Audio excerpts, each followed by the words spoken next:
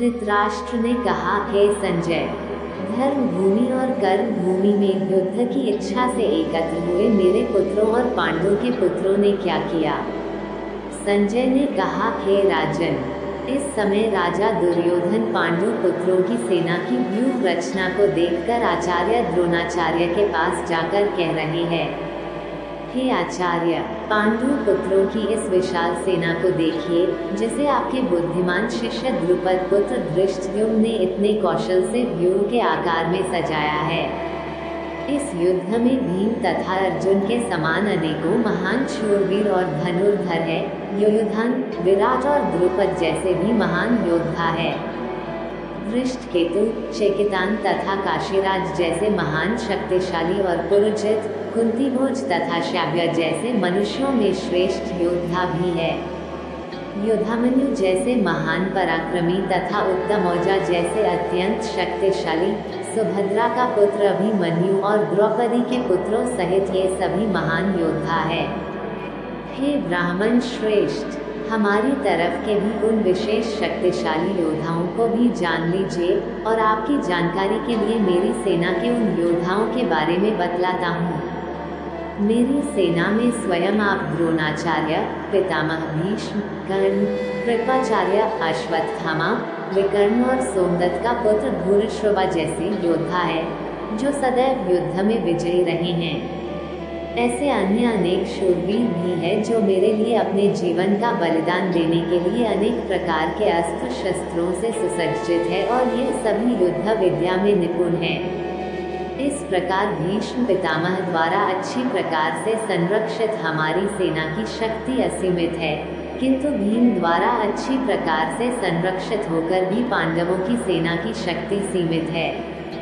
अतः सभी मोर्चों पर अपनी अपनी जगह स्थित रहकर आप सभी निश्चित रूप से भीष्म पितामह की चारों ओर से सहायता करें। तब कुरुवंश के वयोवृद्ध परम प्रतापी पितामह भीष्म ने दुर्योधन के हृदय में हर्ष उत्पन्न करते हुए सिंह गर्जना के समान उच्च स्वर से शंख बजाया।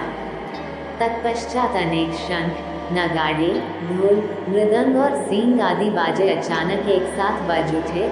उनका वह शब्द बड़ा भयंकर था। तत्पश्चात दूसरी ओर से सफेद घोड़ों से युक्त उत्तम रथ पर आसीन योगेश्वर श्री कृष्ण और अर्जुन ने भी अलौकिक शंख बजाए।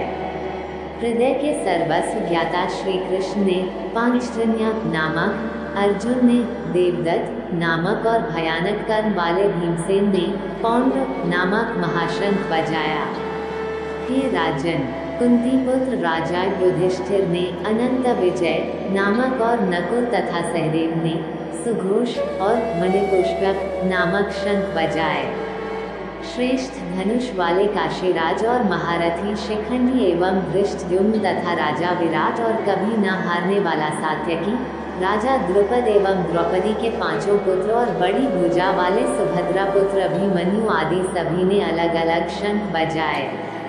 उस भयंकर ध्वनि ने आकाश और पृथ्वी को गुंजायमान करते हुए धृतराष्ट्र के पुत्रों के हृदय में शोक उत्पन्न कर दिया।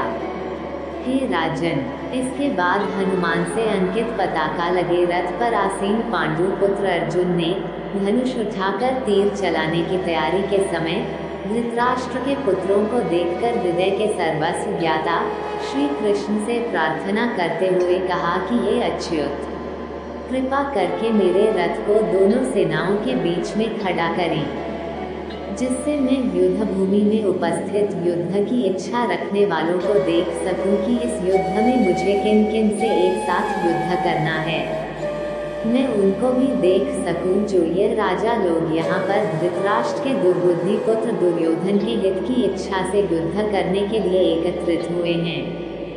संजय ने कहा, हे भरतवंशी, अर्जुन द्वारा इस प्रकार कहे जाने पर हृदय के पूर्ण ज्ञाता श्री कृष्ण ने दोनों सेनाओं के बीच में उस उत्तम रथ को खड़ा कर दिया। इस प्रकार भीष्म पितामह, आचार्य द्रोण तथा संसार के सभी राजाओं के सामने कहा कि हे पार्थ, युद्ध के लिए एकत्रित हुए इन सभी कुरु वंश के सदस्यों को देख। वहाँ पृथापुत्र अर्जुन ने अपने ताऊ चाचाओं को दादों परदादों को, गुरुओं को, मामाओं को, भाइयों को, पुत्रों को, पौत्रों को और मित्रों को देखा। कुंती पुत्र अर्जुन ने ससुरों को और शुभचिंतकों सहित दोनों तरफ की सेनाओं में अपने ही सभी संबंधियों को देखा।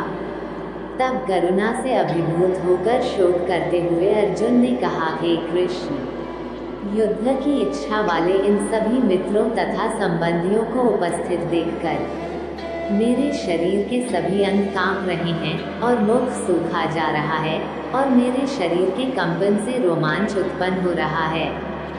मेरे हाथ से गांडीव धनुष छूट रहा है और त्वचा भी जल रही है। मेरा मन भ्रमित सा हो रहा है, इसलिए मैं खड़ा भी नहीं रह पा रहा हूँ। हे केशव, मुझे तो केवल अशुभ लक्षण ही दिखाई दे रहे हैं। युद्ध में स्वजनों को मारने में मुझे कोई कल्याण दिखाई नहीं देता है। हे कृष्ण, मैं न तो विजय चाहता हूँ और न ही राज्य और सुखों की इच्छा करता हूँ। हे गोविंद, हमें ऐसे राज्य, सुख अथवा इस जीवन से भी क्या लाभ है, जिनके साथ हमें राज्य आदि सुखों को भोगने की इच्छा है, जब वो ही अपने जीवन के सभी सुखों को त्याग करके इस युद्ध भूमि में खड़े हैं। गुरुजन, परिवारीजन, पुत्रगण, पितामह, मामा, ससुर, पौत्रगण, साले और सभी संबंधी भी मेरे सामने खड़े हैं। हे मधुसूदन, मैं इन सभी को मारना नहीं चाहता हूँ, भले ही ये सभी मुझे ही मार डालें। तीनों लोगों के राज्य के लिए भी मैं इन सभी को मारना नहीं चाहता, फिर पृथ्वी के लिए तो कहना ही क्या होगा। हे जनार्दन, धृतराष्ट्र के पुत्रों को मारकर हमें कौन सी प्रसन्नता मिलेगी, बल्कि इन आताइयों को मारकर तो हमें पाप ही लगेगा।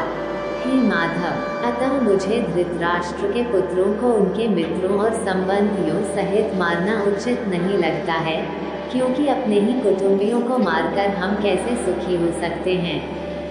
यद्यपि लोभ के कारण इन भ्रमित चित्त वालों को कुल के नाश से उत्पन्न होने वाले दोष दिखाई नहीं देते हैं और मित्रों से विरोध करने में कोई पाप दिखाई नहीं देता है। हे जनार्दन, हम लोग तो कुल के नाश से उत्पन्न दोष को समझने वाले हैं, क्यों न हमें इस पाप से बचने के लिए विचार करना चाहिए। कुल के नाश से सनातन कुल धर्म नष्ट हो जाते हैं तथा धर्म का नाश हो जाने पर संपूर्ण कुल में अधर्म फैल जाता है। हे कृष्ण, अधर्म अधिक बढ़ जाने से कुल की स्त्रियां दूषित हो जाती हैं। स्त्रियों के दूषित हो जाने पर अवांछित संतानें उत्पन्न होती है। अवांछित संतानों की वृद्धि से निश्चय ही कुल में नारकीय जीवन उत्पन्न होता है। ऐसे पतित कुलों के पितरी गिर जाते हैं, क्योंकि पिंड और जल के दान की क्रियाएं समाप्त हो जाती है।